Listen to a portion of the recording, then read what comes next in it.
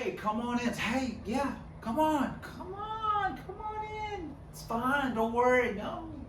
We were expecting you, come on. Hey, welcome back to the channel. Where you guys been? All right, guess what? We got parts in the mail. Guess what car they're for? Duh, Trojan horse, because that's what video we're watching. Let's check this out real quick. I have not opened these. Make sure these are for me. Yep, that's my name on it. What do we got? Oh, packed in newspaper. Love it. Guess what? Anybody got any idea what this is? That's right. I think we're starting a collection of these things. Hey, what's going on, Doofy?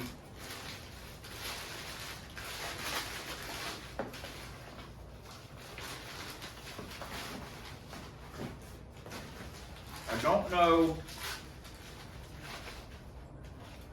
if you guys have noticed or not. Yeah, this is a Moroso one, but Shelby doesn't ever come in the shop. She ain't about that. She ain't about that shop life. Henry comes in here a lot. All right, look at that. That's so we can cool that bad dude down after we done sprayed that nitrous down on it. This right here is literally an antique, but supposedly it works.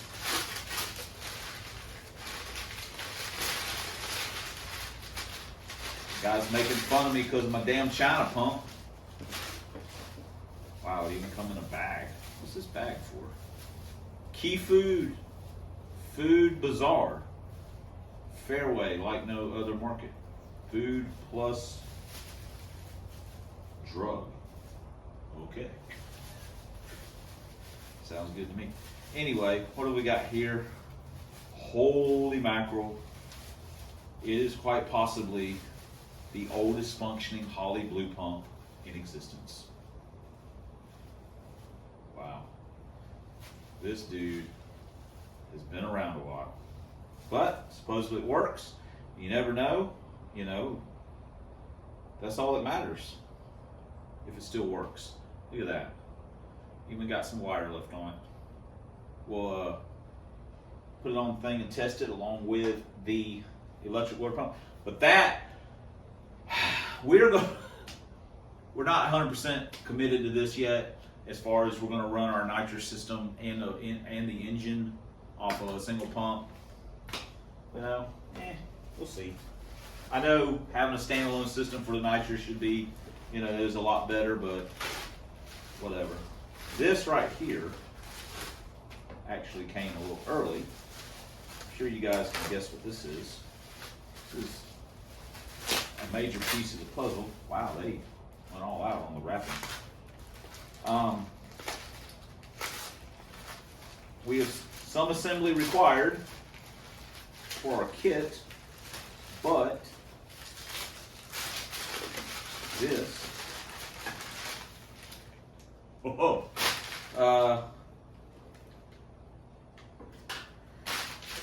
this is like shopping at Publix. It's like BOGO, buy one get one, and quite literally, we got. Look, this is like a sandwich bag too, like when you put your fruit in at the grocery store. We got a perimeter. We got one of the perimeter plates. Here we go. It's Pro Comp, Speed Pro, whatever the hell you want to call it. But it's red and it fits. Look at that. That's going to look perfect on Trojan horse. But not only do we get one, we got two. And it was literally buying, they're the same guys, like they came together. No jets, of course, or line, just the plates. But we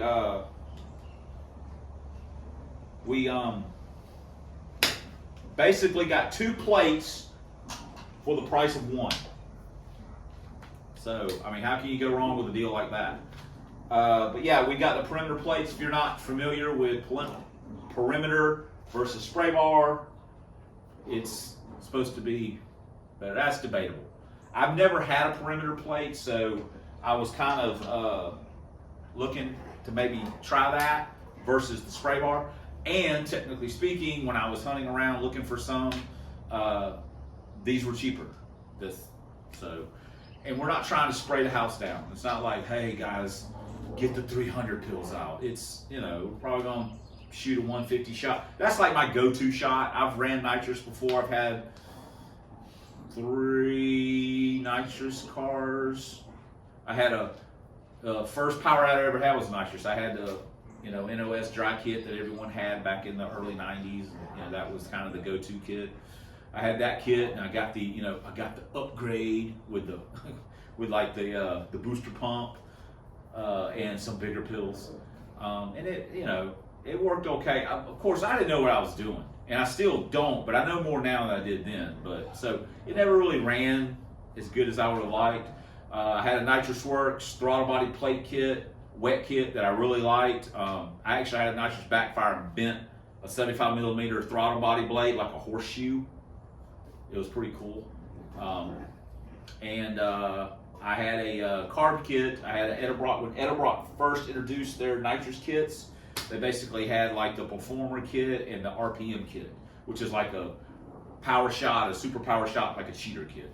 So I got the RPM kit, and I liked it. It worked pretty well. But I ran a 150 shot. Also ran it on a dual plane though. I ran it on a Stealth. So probably would have ran better on a single plane. And the car that it was in was Mini Me. Wasn't super impressive considering, you know, I mean, I guess it ran okay, but it wasn't super impressive. That was also a friend of mine.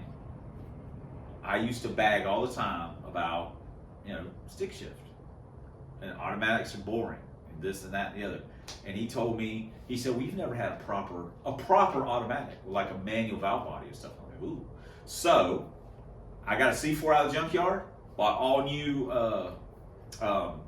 I say high end. I bought the good clutches and all that kind of stuff.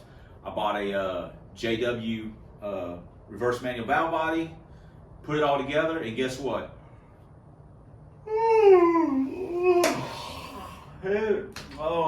It was exciting. No, actually, I was not super impressed. And then after about 8 months, it died. So there you go. So I tried it. You know, knock it till you try it. I tried it, and I'm still gonna knock it. Wasn't a fan. Wasn't impressed. No overdrive. Wasn't a whole lot of fun to drive. I mean, it's okay. It's whatever, man. Could probably close my eyes and looked out the rear window and drove the car. You know, whatever. So, the car wasn't super fast, but it did make the kit added about 14 mile an hour to what the car ran on motor. So, you know.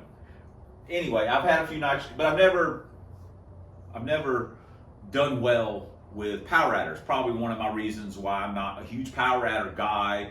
There's a lot of extra cost involved, at least in my mind. There's the extra hassle that's involved in my mind. And is it worth it at the end of the day? For me, the answer is typically no. I can go, I'm pretty much going as fast. I'm fast enough to have fun, naturally aspirated with stick shifts, and, you know, I don't have any complaints. But, you know, hey, maybe I've learned a little bit over the years that my power adder experiences this time will be better than they were last time, even though my experience wasn't great. It wasn't terrible, but it wasn't great either with the Trojan horse. It underperformed. Again, I'm going the same route with a bunch of mismatched garbage. So I don't know why I'd expect the result to be any different, but here's hoping. So anyway, that's what we got. We got a plate kit. We still got to get lines for it. We got to get some jets. I'm gonna have to figure out what fittings and all this, you know, some stuff I got to get. And but hey, we got parts for Trojan horse. Like I say, this is gonna go on Trojan horse, and then, you know, I suspect within the next probably month and a half, I should probably have Trojan horse, barring any kind of problems. I should have Trojan and probably the silver car running, I would think. I think so. As long as we keep motivation, as long as the the motivation train keeps chugging, you know, we can pull in the station for a layover, but. So, anyway, that's it. Oh, what we do is we stack them, dual stage. How about that? Wouldn't that be something?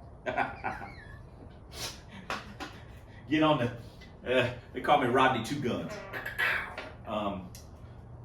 That's terrible. All right, we'll see you guys in the next clip. Hey there, brothers and sisters. We are into the next clip, and we are going to put our intake on. I think I got some old intake gaskets. Slightly used. We're going to put those on. We're going to bolt the intake down, just because that's what we're going to do. I can clean this intake up. Why should I? We're probably going to catch it on fire anyway, so why worry about that? Anyway, I just want to get the intake on it. We got some stuff we're trying to figure out, and blah blah blah. So let's get to work.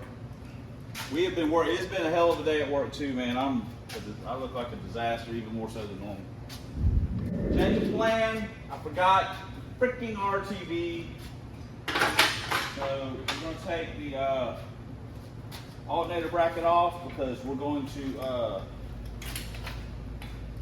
relocate the alternator, and we're going to kind of look at putting our electric water pump on, because we're going to have to, as always, we're going to have to finagle some bolts and stuff to get it to fit. We are not on our game today. Can't believe I forgot the RTV.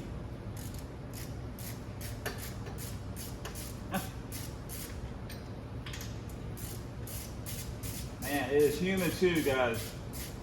It is humid. We might have a line on a set of motor mounts. One of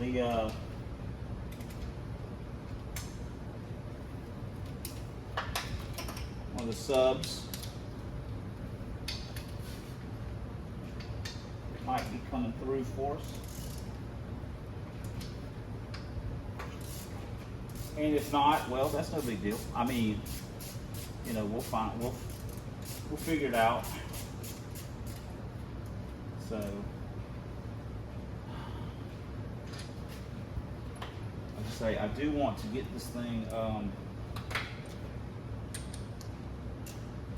do want to get it running sooner rather than later. We were hoping to maybe get up to, Atmore's got a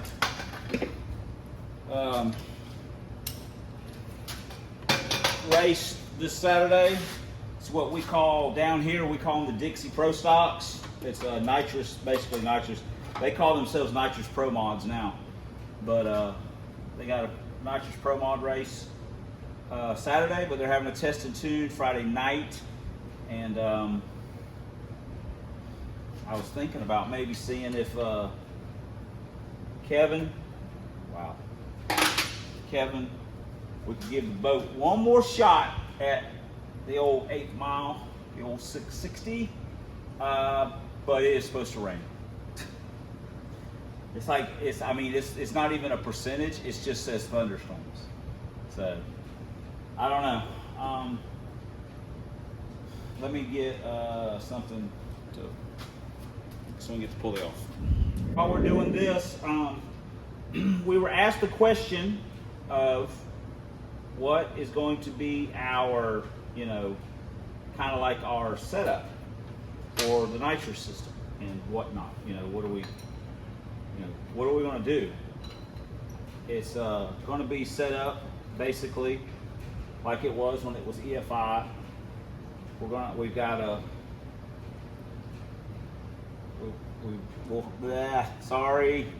I was just thinking about how I want to do it. We'll probably warm. We do have the bottle pressure gauge. We'll heat the bottle with a propane torch, which is dangerous, but you know, literally everybody and their mom does it like that. Not, you know, we're not going to buy a bottle heater or anything like that. At least not initially. It's not, you know, we're not investing heavily in this because it's just something that we're doing. It's not a way of life.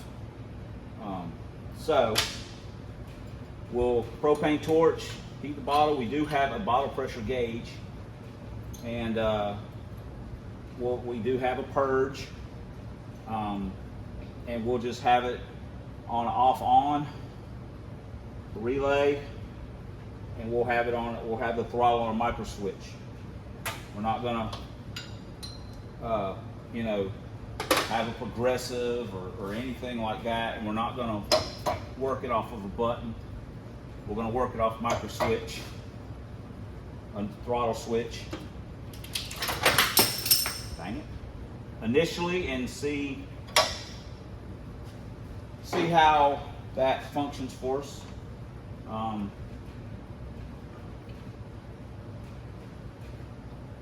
Wow, I need to get a wire brush and clean that up a little bit. But that's how our nitrous system will function initially. And as far as timing, we'll just run the distributor back. We'll use the factory style distributor, the one that doesn't have a bunch of advance in it, which that works for us. So we'll just kind of run it like that and see where we're at. Let me clean that up. Alrighty there, Care Bear. We got this, got that cleaned up with the wire, with the bristle. Bolt our pulley on. I have some other stuff I had to attend to, car working wise. Just maintenance stuff. One of the things I was messing with was the Lincoln. Every time we take that car off the trailer, we scrub the fuel pump bracket and bend the fuel pump up, and the fuel pump was leaking a little bit, so I was messing with that. And I had to change a tire on the brain. So that cut into my working a little bit. I will say this much. We are definitely in the, you know, work on it an hour a day mode. But if we get this mounted up, that'll be something that we accomplish. At times, I get asked this once in a blue moon, does it get overwhelming having so many projects? Yeah, I mean, it can. If you put yourself on a schedule, or you put yourself under pressure to have something completed by a certain time, then yeah, it can be, you know, stressful or whatever you want to call it. And working on it when you don't want to work on it, or working on it too much when you don't want to work on it, that can lead to some burnout, at least for me. So, but as far as it being overwhelming, I mean, at times, but sometimes I try and look back at where I started on a certain car, or all the cars, and see where I'm at and go, man, I've got a lot done. I mean, it took me a long time, but I did get a lot done. And, you know, so, you know, if I could do that, then I can do this. I just got to keep slogging away. And honestly, that's what it is sometimes. It is a slog. You know, the dog days of a project. It's just like this car, Trojan and Silver car, are both, I mean, really close to being running. But it's that last 10% that sometimes can get you. So, but yeah, a little bit every day. I mean, I'd like to work on this one a little bit this week, but I just don't know if that's going to happen. But at least we're working on this, so we'll get this little deal done right here. I'll probably put you guys on time lapse. It makes me look like I'm super busy. Hand puppet man, hey, check him out. Look at this guy. Ain't nothing make him happier than to be dirty? He just well, I can honestly think of one or two things that makes him happier, but he does enjoy this aspect of it.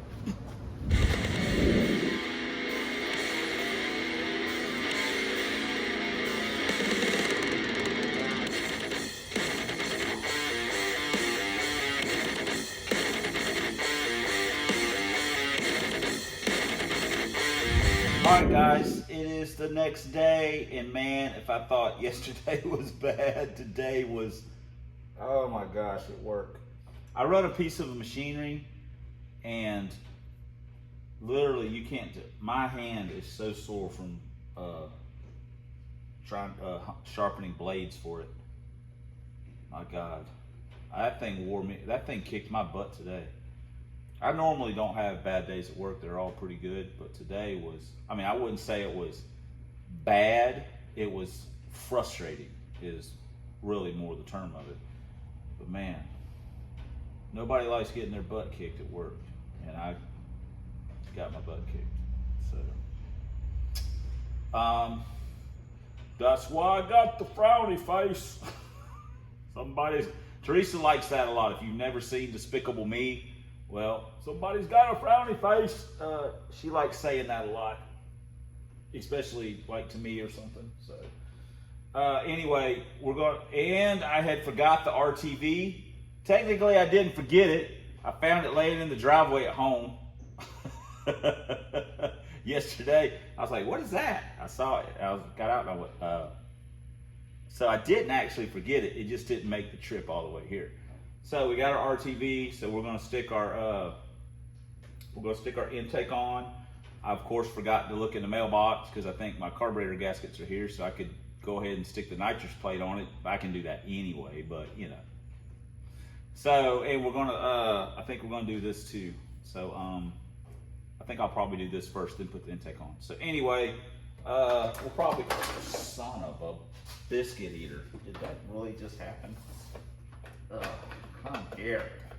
See, this has like been my whole day. Look at that. Man, what a loser. So let me kind of get this roughed out and then we'll time lapse it or something so you guys can hear some really cool music that I personally picked out for you. That right there is what every aspiring nitrous car in 1989 had hooked to the front of its motor. These little jewels right here have graced many a BBC or the 350, many of the 454s, the 396s, and plenty of 5.0s. So, and 351s and Clevelands. So yeah, look at this. This already looks like a race car. I mean, it's already starting to look like a race car. If you don't agree with me, it doesn't matter. I agree with me. Me, myself, and I, we are all in agreement. Triumvirate. We are in agreement. Triangle. We are in agreement. This looks like a race car. And it even works. That's the best part. All right, let's lay some of the good stuff down and stick that VIC JR on there, and then yeah, let's put the Vic Jr. on. Let's do it.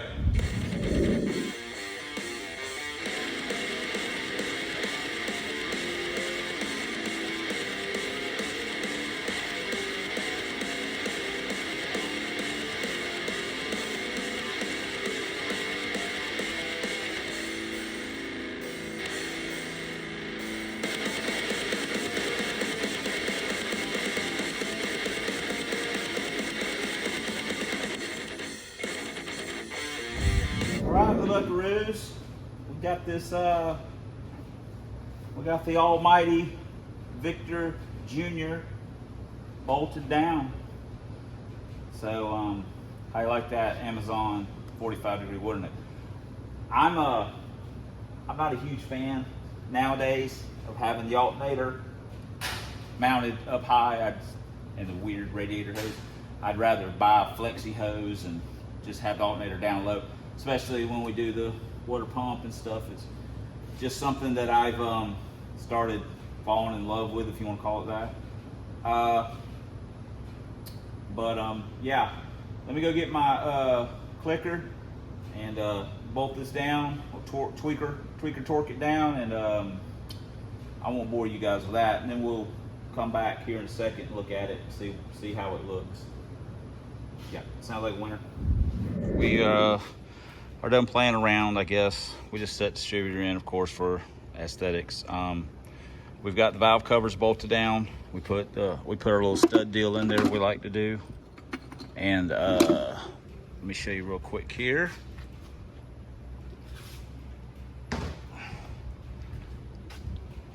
All right, this is what we're probably thinking about doing, is bolting our nitrous solenoid onto the back of our throttle bracket. We'll have a piece that goes right here to hold the cable.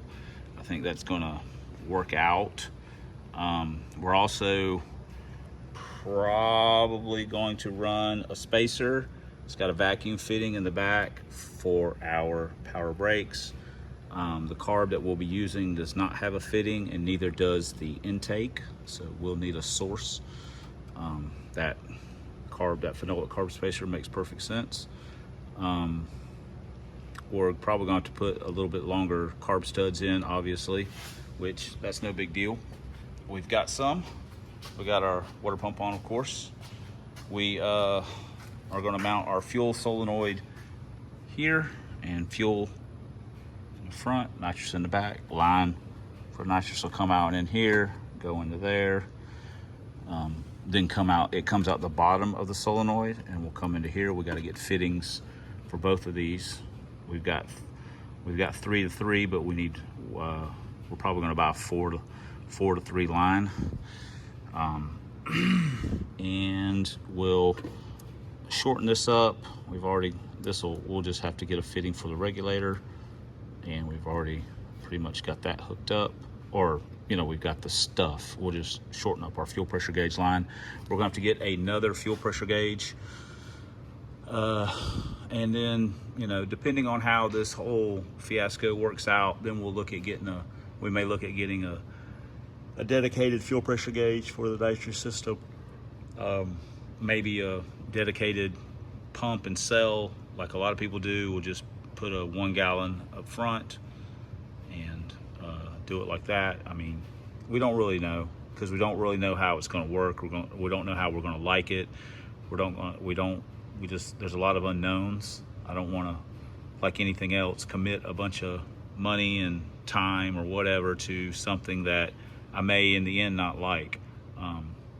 So we're just going to kind of get the bare necessities and give it a shot and see how it works. And if it's something that we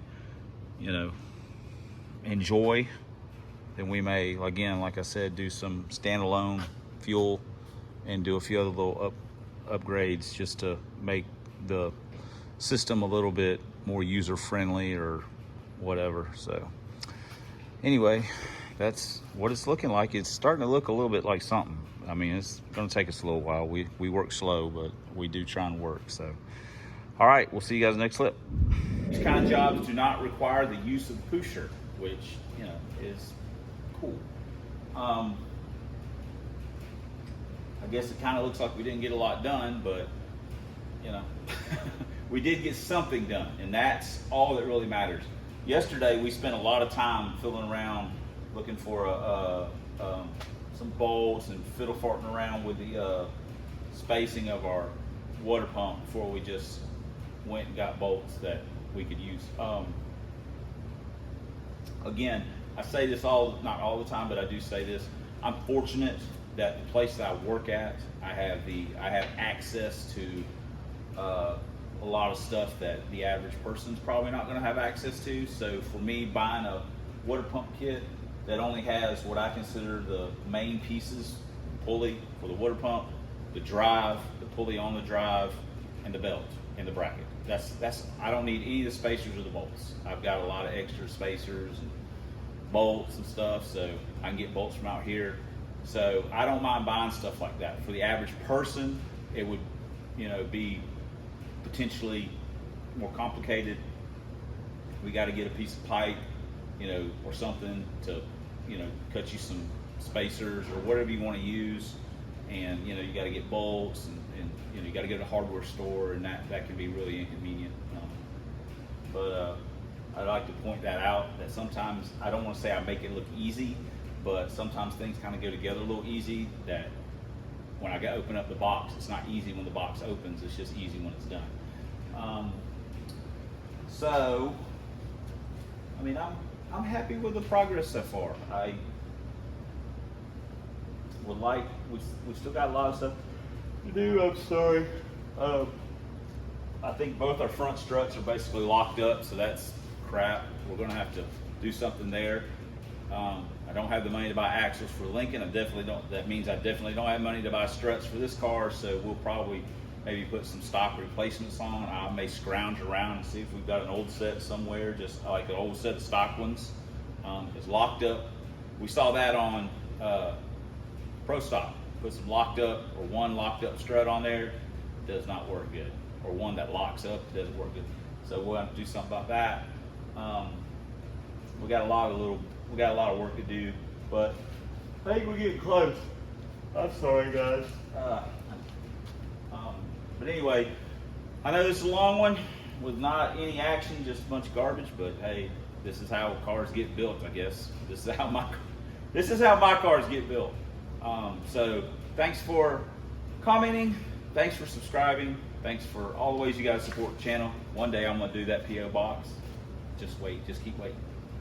Especially, thanks for watching. And until next time on Substandard Leader and Fox Body videos on this here man's YouTube and one of your only Lincolns and Ford drag vans. We'll see you guys in the next vid.